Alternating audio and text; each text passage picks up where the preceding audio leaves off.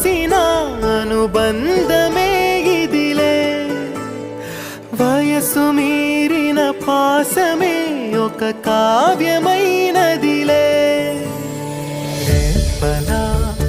ఎప్పుడు కంటి పాపగ కాచులే రేపునా మాపునా చంటి పాపగ చూచులే